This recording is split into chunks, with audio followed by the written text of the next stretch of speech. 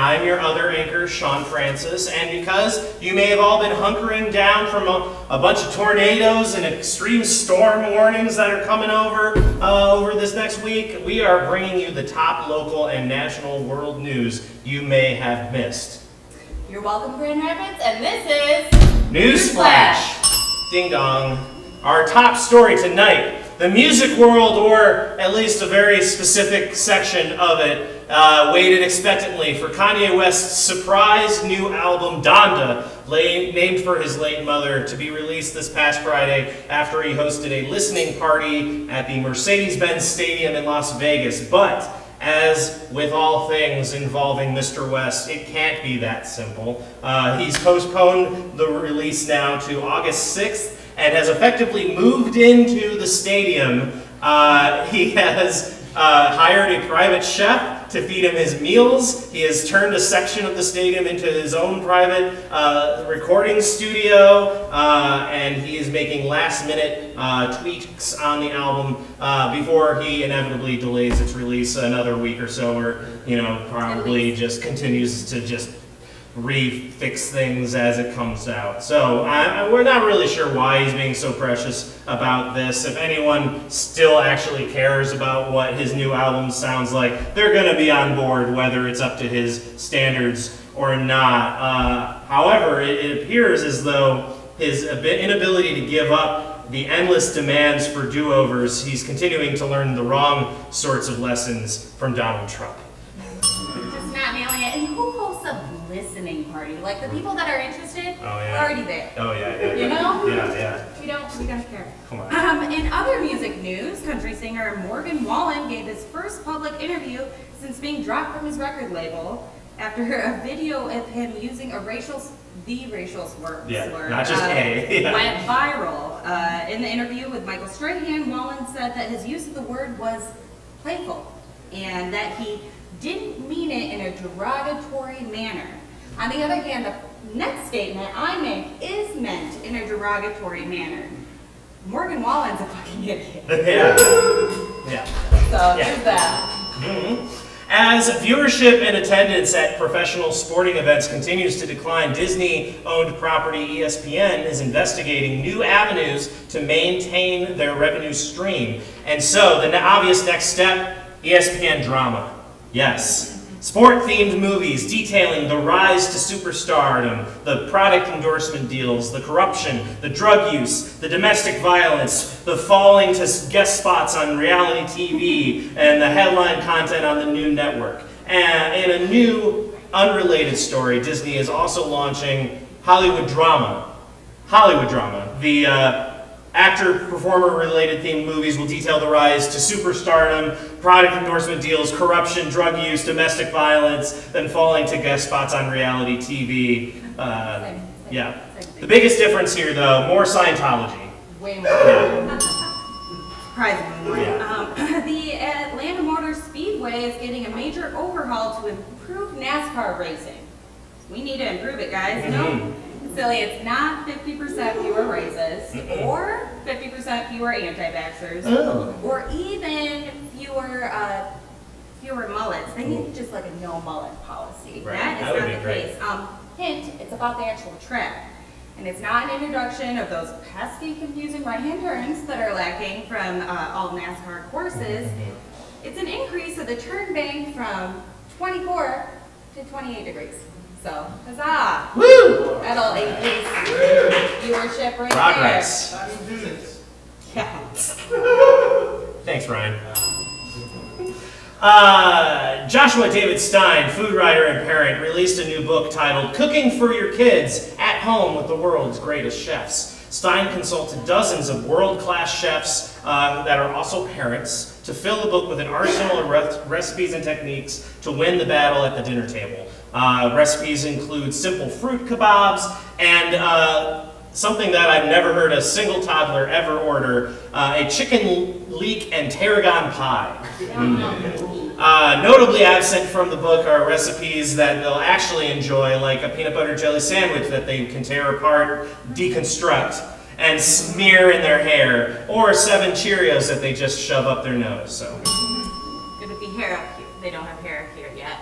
Some of them. Some of them might. Some of them These might. new hormones. Food carts throughout New York City are being forced to adjust to a new status quo since more employees are working from home and not in the business districts of Manhattan and other New York City boroughs.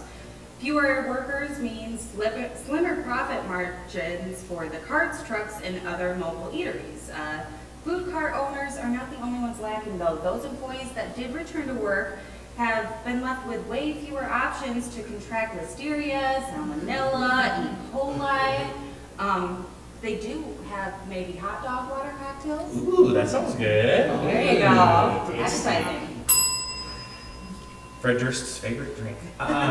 French new NYC residents are demanding Little Paris. Yes. Apparently, the French residents are very jealous of Little Italy and are demanding a national neighborhood of their own. The borough of Little Paris is going to include rude waiters at street-side cafes, smoking of unfiltered cigarettes mandatory, cinemas only showing black and white films that don't make any sense and are shot in very soft focus. But on the positive side, there will be plenty of delicious pastries, and little Germany will finally have a friend to play with. As if New York residents needed another excuse to be snooty and pretentious towards tourists. But now, more bread, wine, and cheese. So, you're welcome. And lung cancer. Yeah. Looking forward. All right. In local news, US 131 will have more billboards installed because there obviously aren't enough existing ones to make Grand Rapids aware of dispensaries, online gambling opportunities. That GR Con one you see everywhere. That's for the cybersecurity convention. Or my personal favorite. It's the vacant billboard that reminds you that billboards exist. Yeah, more of those. A lot more of those. Chipotle announced earlier this month it would begin to accept resumes via TikTok. This is a 100% true statement. So, we just get ready for the new viral dance craze, extra guac. Yeah, there we go, there it is. Certain moves with the burrito are maybe better suited towards OnlyFans accounts. Right, I mean. Yeah. But Chipotle franchisees can expect a slew of teenagers coming their way, rapping about their special skills at Microsoft Office. Chipotle corporate justified this new approach by saying, frankly, none of us know how to save a PDF anyway, so might as well. Those Gen Zers, Exactly, right? exactly. Stranger Things, the experience is coming to New York City in spring of 2022. The exhibit and fandom experience will allow visitors to personally experience Demogorgon and other horrors from the show. Additionally, all new terrors will be available, including a trip to the Governor Cuomo's governor's office, where you can be yelled at for 10 straight minutes and then threatened with being held captive in a New York nursing home. Ooh, scary. I know. Grand Rapids will be hosting the Global Water Festival on September 25th, highlighting global cultures with events being held on the Grand River, including dragon boat races, an ancient Chinese custom featuring ornate boats. The festival also plans to honor traditional American customs by staging a catastrophic oil spill by the fish ladder. Yep. Every other city has one. I know, exactly. Why not us? Roseate Spoonbill. Can you hold that there for a second? Am I saying that? A roseate spoonbill, a rare pink tropical shorebird, appeared in Saline, Michigan for the first time ever. This drew birdwatching enthusiasts from hundreds of miles, even out of state. And it's probably just getting a head start on climate change and moving up from Florida, Texas, and Louisiana now before all the traffic and bog prices go up. So we'll see a lot more of them. Check it out.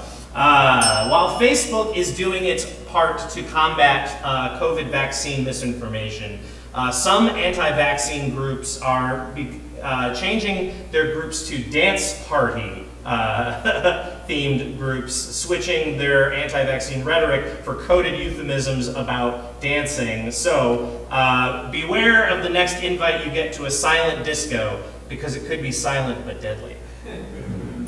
Never trust a silent disco. Meanwhile, several members of various Facebook groups dedicated to gardening have been complaining that their posts have been flagged or censored for referring to hoes. But they conveniently forget all the posts where they refer to their homegrown peaches and eggplants, you know? Double Like, standard. Dale's breaking a lot. Yeah, exactly. Can't be that good. Can't be that way. The Olympics are in full swing, and just like the ranking of top 10 athletes in each event, there is, of course, an internet list of the top 10 popular Olympic sports. So, breaking them down, you got gymnastics, track and field, swimming, diving. How is that not also swimming, by the way? I don't know. Beach volleyball. There's also basketball, weightlifting, volleyball, which is different than the gym volleyball. No, why? Football, which is how you know it's an international goal. Right. And cycling. Yeah. The Olympics promises to be the least watched Olympics in modern history, so in the spirit of the home team, and cheering them on, we've got a completely unscientific list of top 10 events that will help build an American viewership. Yep. Number 1, the groin smack. Two guys stand face to face and kicking each other in the crotch. Judges rate on style and technical accuracy. Number 2, beer pong, because who doesn't like a good old round of alcohol poisoning? Yeah, I had some myself earlier. Yeah, we're nailing it here. Next one is live pigeon shooting, which was actually won in the 1900 Paris Olympics. Let's bring it back. Yeah, right? Will it burn? This is probably more of a Midwest thing. It's people sitting around the bonfire drinking and wagering if something will burn in the fire or not. Fun. Science, too. Yeah. Yelling at food service employees. So who can make the underpaid and overworked employee cry the fastest? We're great at it. We're not classy, but no one beats us at being assholes. And number 6, is it real or scripted? Contestants watch a video clip and have to determine if it's a real bit of life drama or scripted. Nobody watches TV like Americans We either. would nail it. Yeah. A good old-fashioned hot dog eating contest, but bonus points for impossible vegan dogs. Look at those. Look at those. Look Oh, delicious.